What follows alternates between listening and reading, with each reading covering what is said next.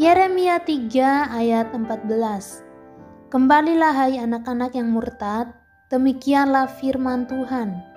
Karena aku telah menjadi Tuhan atas kamu, aku akan mengambil kamu, seorang dari setiap kota dan 2 orang dari setiap keluarga, dan akan membawa kamu ke Sion.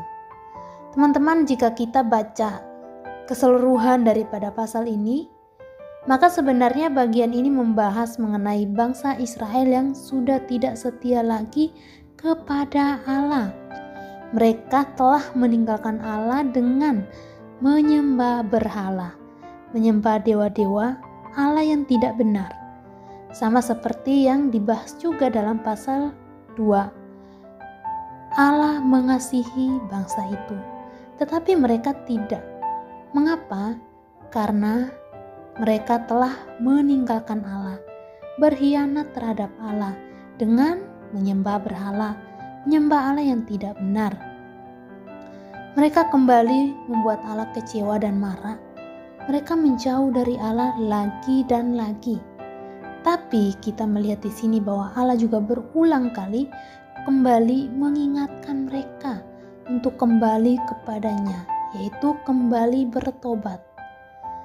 Mereka harus meninggalkan atau tidak lagi melakukan kesalahan yang dimana sudah berulang kali telah dilakukan oleh mereka. Dalam ayat yang ke-14 ini, Allah memanggil mereka untuk kembali, yaitu kembali ke pemilik mereka, yaitu Allah, yang telah menjadi Tuhan atas mereka. Artinya yang berkuasa atas kehidupan mereka.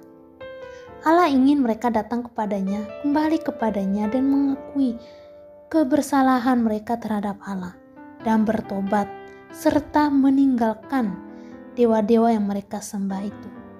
Nah, teman-teman, dosa atau kesalahan yang kita lakukan, sesuatu yang kita lakukan yang tidak berkenan kepada Allah, juga membuat Allah marah dan kecewa, juga sedih.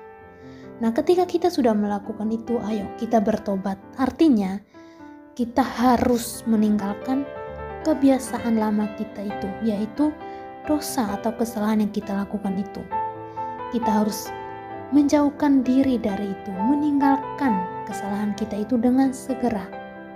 Nah, ketika kita sudah meninggalkan atau menjauhkan itu, maka jangan sampai kita melakukan itu lagi. Tapi yang perlu kita lakukan adalah berdoa, meminta Tuhan berikan kita kemampuan untuk melepaskan itu dan meninggalkan itu, serta membuat komitmen di hadapan Tuhan bahwa kita tidak melakukan itu lagi. Kiranya Tuhan Yesus menolong kita untuk mampu melakukan firman Tuhan hari ini. Amin.